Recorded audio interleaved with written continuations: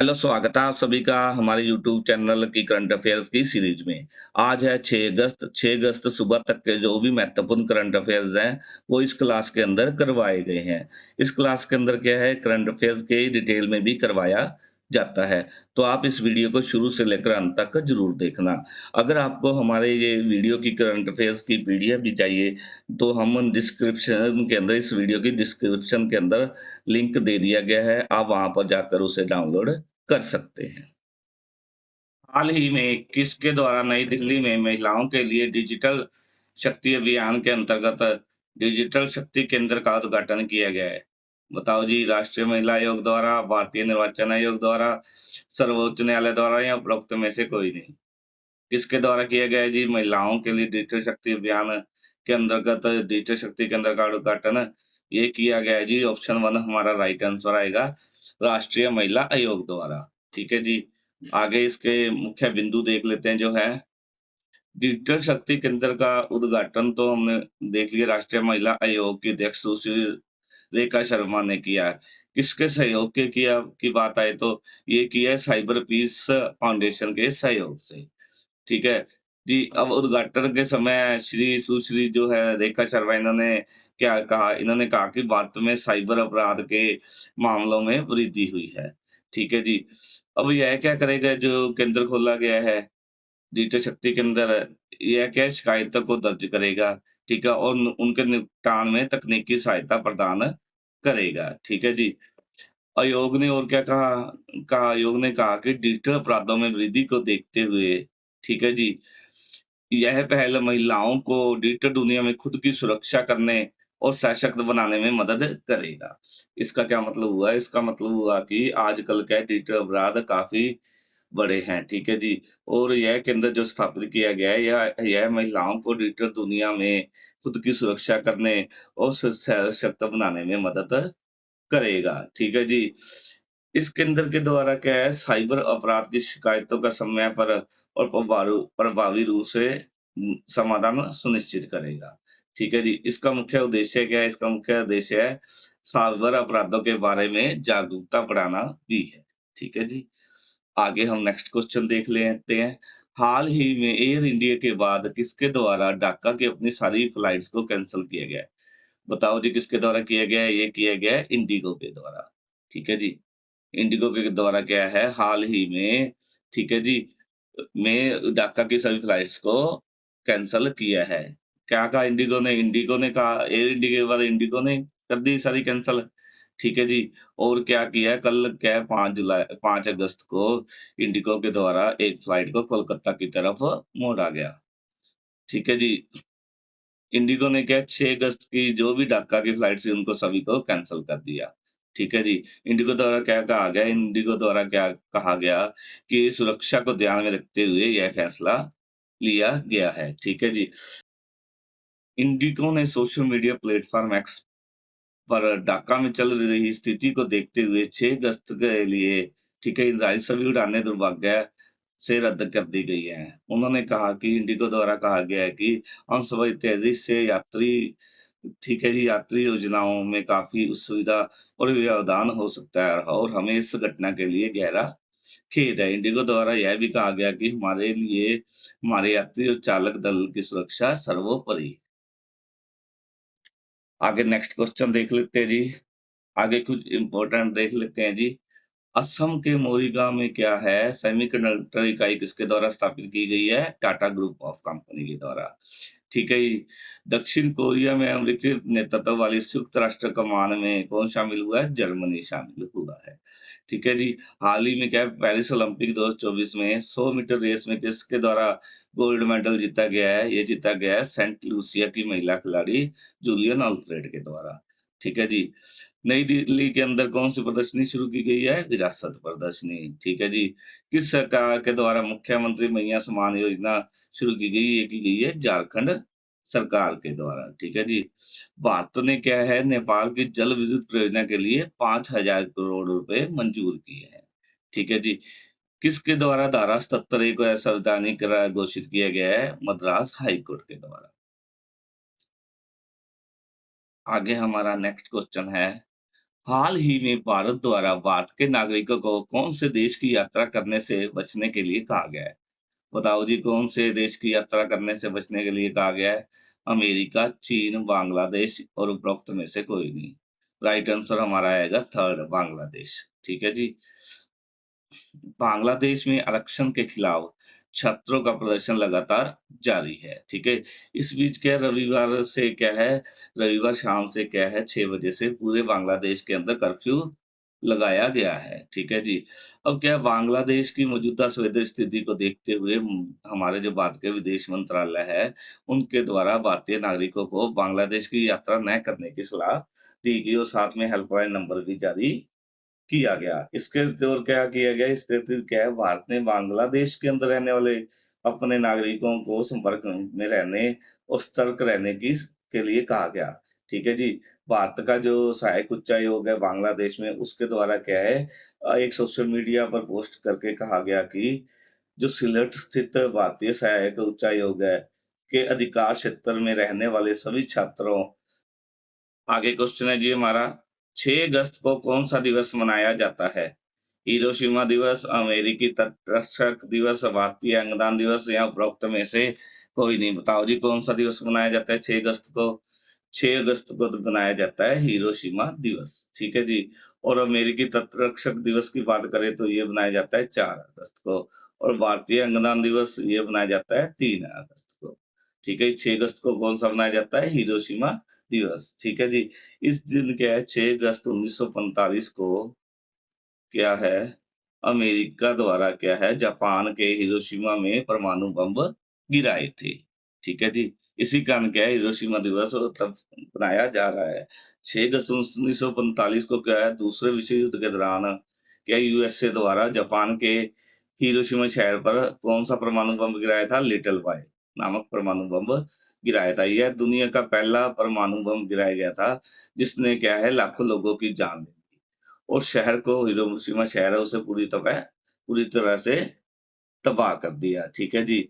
और यह क्या है, यह हमें क्या बताता है, इस यह दिवस है जो, यह दिवस क्या है, दुनिया भर के लोगों को शांति और अहिंसा का संदेश देता है और सभी को एकजुट होकर शांति के लिए काम करने के लिए प्रेरित करता है, ठीक है जी। इस दिन को मनाने का मुख्य उद्देश्य क्या है? लोगों को क्या है, परमाणु हथियारों के खतरों के बारे में जागरूक करना, ताकि ऐसी विनाशकारी हथियारों के उपयोग को रोका जा सके। क्या है, हिरोशिमा के अंदर क्या है, दूसरे विश्व युद्ध के दौरान अमेरिका द्वारा क्या है, जापान के हिरोशिमा शहर में लिटिल बॉय नामक परमाणु बम गिराया। उससे क्या है, लाखों लोगों की हिरोशिमा के अंदर जान चली गई और हिरोशिमा शहर पूरी तरह से तबाह हो गया था। ठीक है जी, एक तो ये हो गया। इसको मनाने का मुख्य उद्देश्य क्या है? परमाणु हथियारों के बारे में लोगों को जागरूक करना, ठीक है? और इस विनाशकारी हथियारों के उपयोग से रोके जाने के लिए यह दिवस मनाया जाता है और यह दिवस क्या है, शांति और अहिंसा का संदेश भी देता है और लोगों को एकजुट रहकर शांति के लिए काम करने के लिए प्रेरित करता है। आगे नेक्स्ट क्वेश्चन है जी हमारा, हाल ही में कहाँ पर कार्यक्रम के दौरान 3 बच्चियों की मौत के बाद हिंसा भड़की है? बताओ जी, अमेरिका के अंदर, ब्रिटेन, अमेरिका या जापान के अंदर? बताओ जी, कहाँ पर भड़की है? एक कार्यक्रम के दौरान हुई 3 बच्चियों की मौत के बाद हिंसा, ये भड़की है जी ब्रिटेन के अंदर, ठीक है जी। क्या है, ब्रिटेन के अंदर क्या है, एक कार्यक्रम के दौरान एक 17 साल के युवक ने क्या है, कार्यक्रम में मौजूद बच्चों पर हमला किया और उसके हमले से 3 बच्चियों की मौत हो गई, जिस कारण क्या है, ब्रिटेन में मुख्य रूप से Liverpool, Bristol, Leeds, Blackpool, Belfast, Nottingham और मैनचेस्टर के अंदर क्या है, हिंसा बढ़ गई। ठीक है जी। और जो ब्रिटेन के गृह सचिव हैं जावेद कपूर जी, उन्हें प्रदर्शनकारियों को क्या चेतावनी दी कि उनको इन आपराधिक घटनाओं की कीमत चुकानी पड़ेगी, ठीक है जी। और जो प्रधानमंत्री हैं, उन्होंने क्या कहा, उन्होंने क्या किर स्टारमर, उन्होंने क्या क्या है, उच्च स्तरीय बैठक बुलाई और प्रदर्शनकारियों पर लगाम लगाने के लिए पुलिस अधिकारियों को खुली छूट दे दी, ठीक है जी। प्रधानमंत्री द्वारा क्या कहा गया है, किर स्टारमर द्वारा अभिव्यक्ति की आज़ादी, ठीक है जी, और हिंसा के बीच बहुत फ़र्क है। हिंसा फैलाने वाले लोगों का देश में कोई जगह नहीं है। उन्होंने क्या कहा कि हम जो भी लोग हिंसा फैलाते हैं, उनके लिए हमारे देश के अंदर कोई जगह नहीं है। और सरकार पुलिस को ऐसे लोगों को खिलाफ आवश्यक कार्रवाई करने का आदेश देती है। और क्या कहा कि हमारी सरकार जो कि टर्मर है प्रधान उनके द्वारा कहा गया कि हमारी जो सरकार है, वो पुलिस को ऐसे लोगों पर के खिलाफ आवश्यक कार्रवाई करने के आदेश देती है। आगे हमारा नेक्स्ट क्वेश्चन है जी, हाल ही में कौन-सा देश भारत के साथ संपर्क बढ़ाने के लिए जल रेल मार्ग विस्तार करेगा? बांग्लादेश, चीन, नेपाल या उपरोक्त में से कोई नहीं। कौन करेगा जी भारत के साथ संपर्क बनाने के लिए जल रेल मार्ग का विस्तार? ये करेगा जी नेपाल। ठीक है जी। नेपाल के प्रधानमंत्री जो पी ओली द्वारा क्या है, हाल ही में भारत के साथ कनेक्टिविटी बढ़ाने पर जोर दिया, ठीक है जी। और क्या है, अधिकारियों को जल मार्ग और रेलवे विस्तार को लेकर अधिकारियों के साथ चर्चा की। उन्होंने क्या कहा कि भारतीय सीमा के पास जो है, हनुमान नगर से त्रिवेणी और देवगढ़ तक स्टीमर सेवाओं के संचालन शुरू करने का निर्देश दिया, ठीक है जी।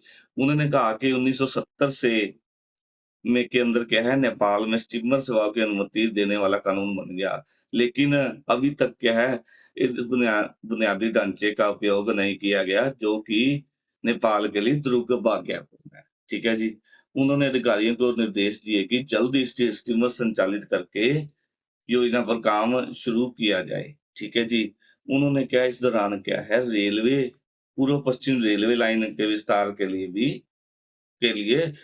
भी प्रस्ताव रखा। उनके द्वारा क्या गया कहा गया कि नेपाल के रास्ते से गुवाहाटी, असम से दिल्ली और सिलीगुड़ी पश्चिम बंगाल से हरिद्वार तक यात्रा करने के लिए भारतीय नागरिकों को भी फायदा होगा इससे।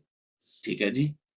आगे हमारा नेक्स्ट क्वेश्चन है जी, फॉर्च्यून द्वारा 2024 में जारी फॉर्च्यून ग्लोबल 500 लिस्ट में भारत की कौन सी इंडस्ट्री सबसे आगे है? बताओ जी, भारत की कौन सी इंडस्ट्री आगे है? इसके अंदर रिलायंस इंडस्ट्री आगे है, टाटा मोटर, ओएनजीसी या उपरोक्त में से कोई नहीं। आगे है जी रिलायंस इंडस्ट्री।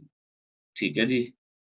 हाल ही में क्या है, फॉर्च्यून ग्लोबल 500 की लिस्ट में रिलायंस इंडस्ट्री ने पिछले साल की तुलना में 2 पायदान की छलांग लगाकर 86वें स्थान पर यह आ गई है। ठीक है जी, रिलायंस इंडस्ट्री है जो इस 500 की लिस्ट के अंदर, ठीक है। पिछले साल कौन से स्थान पर थी? 88वें स्थान पर।